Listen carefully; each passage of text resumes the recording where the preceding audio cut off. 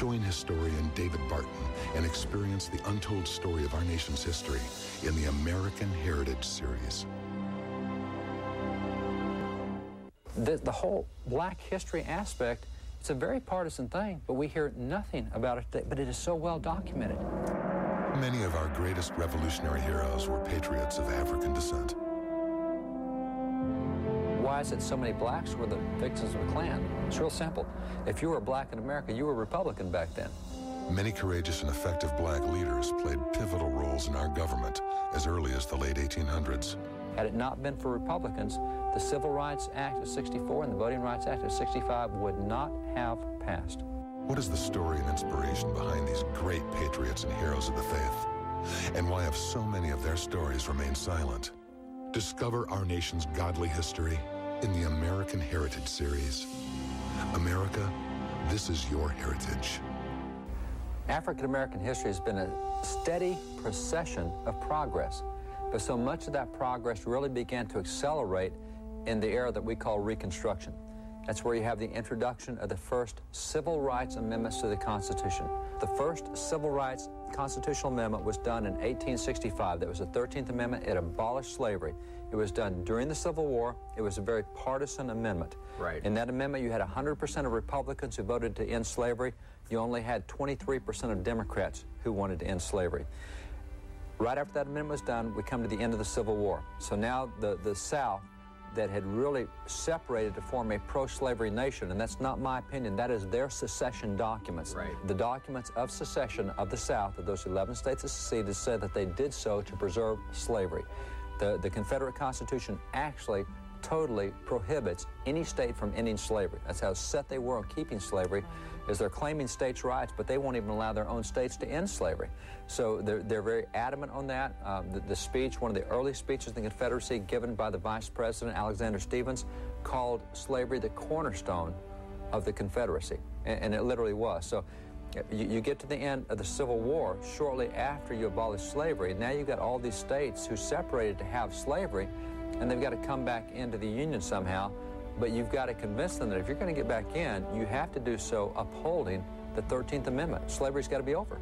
Well, they wouldn't. They said, all right, so what? You freed all the slaves, but they're not going to be citizens of our state. We're not going to let them be citizens of Louisiana or Georgia or Texas or whatever. So Congress says, oh, let's do a little arm twisting here. So they come up with the 14th Amendment that says that a freed slave is a citizen of the state in which he lives. So what had happened was in the South, you had two types of citizens. You had state citizens and you had others just living there. Free blacks who can't be citizens. The federal Constitution says, no, no, no, that stops right now. You live in a state, you're a citizen of that state, that's the end of it. So that when it came time to vote on that in the federal Congress. Now, remember, after the Civil War, the Southern Democrats have now joined back to the Union. So we had the Northern Democrats, we had the Southern Democrats, we had the Republicans. They're all back together, and so they're back in Congress now. Northern and Southern Democrats and Republicans. Comes time to vote on the 14th Amendment that says that these former slaves get civil rights. Not a single Democrat in Congress voted for the 14th Amendment. Not a single, it's a matter of public record, not a single one. What year was that? That was 1868. You still have trouble in the southern states. There's a lot going on that says, well, they may be citizens, but we're going to pass laws that say that colors of citizens can't vote. You can't have blacks vote. So Congress came in 1870 and passed the 15th Amendment that says you cannot be deprived of your right to vote on the basis of your color. Real simple stuff. It's a reaction to what's going on in the southern states. The 15th Amendment is what guarantees blacks the right to vote. People think, well, it's the Voting Rights Act. No, no, no. The Voting Rights Act does not grant right to vote. Voting Rights Act only helps enforce certain counties that used to use literacy tests. It's a very specific law. The right to vote is given by the 15th Amendment. It is unabridgable. I mean, it is right there, real simple. The new constitutions were eventually passed, and a number of black Americans were elected to national office under those new constitutions. This 1872 print by Currier and Ives shows the first 7 black Americans elected to the U.S. Congress. Significantly, all 7 were Republicans. On the left side of the picture is Hiram Rhodes Revels from Mississippi. An ordained minister, he served as a missionary and pastor, recruited 3 black regiments, and was a chaplain during the Civil War. Revels became America's first black U.S. senator. Next is Benjamin Turner of Alabama. Turner was a slave during the Civil War, but within 5 years after the war, he had become a wealthy and prosperous businessman. Next is Robert DeLarge of South Carolina. Born as a slave, within 3 years of the end of the war, he was serving in the State House. He also chaired the Republican Party's platform committee and became a statewide elected official. Next is Josiah Walls of Florida. Walls was a slave during the Civil War and was forced to fight for the Confederate Army. After he was captured by Union troops, however, he promptly enlisted as a Union soldier and even became an officer. After his election to Congress, his credentials were challenged by Democrats and he was twice sent home. He was reelected after the first challenge, but during the second challenge, Democrats regained control of Florida and he was prevented from returning. Next is Jefferson Long of Georgia. Born as a slave, he was self-educated and built a thriving business.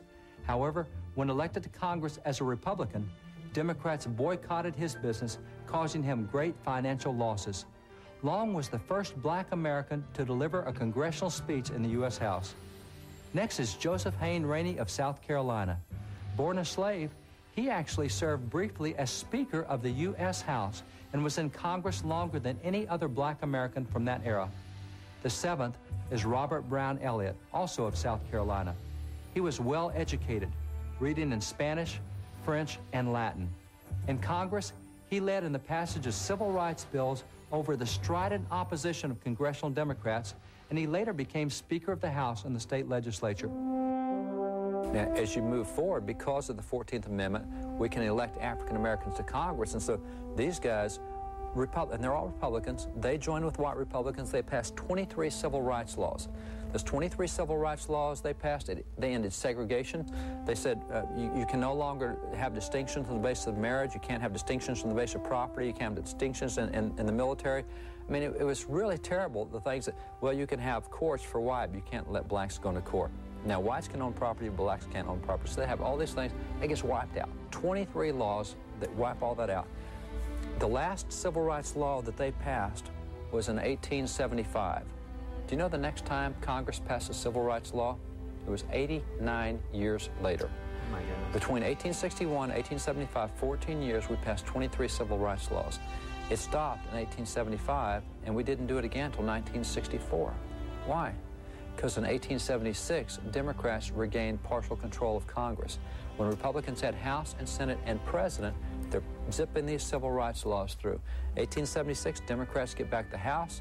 That stops right there. Well, so for the next period of time, what you have is you've stopped civil rights laws, and in the South, you've kind of lost the end of Reconstruction, and the South is starting to get really violent now. You have all these slave owners, all these racist mentality people who are willing to form their own nation on the basis of race, and now you're trying to say that my elected representatives are black? I'm not going to do this. Well, in Democratic states, not only do you have Republicans, you've got black Republicans. So nationally, in 1866, to stop this forward progress, there was a group that was started to keep Republicans out of office. The group that was started in 1866, we recognize today, but it was the Ku Klux Klan. It was started by Democrats. And people say, well, they were started to whack blacks. No, they weren't. They were started to whack Republicans. You see, Okay, that's huge. Yeah, just let me stop you right there for a moment. Listen up. Restate that if you would. the Klan was started in 1866 by Democrats to whack Republicans and allow Democrats to regain control. But why is it so many blacks were the victims of the Klan? It's real simple. If you were black in America, you were Republican back then.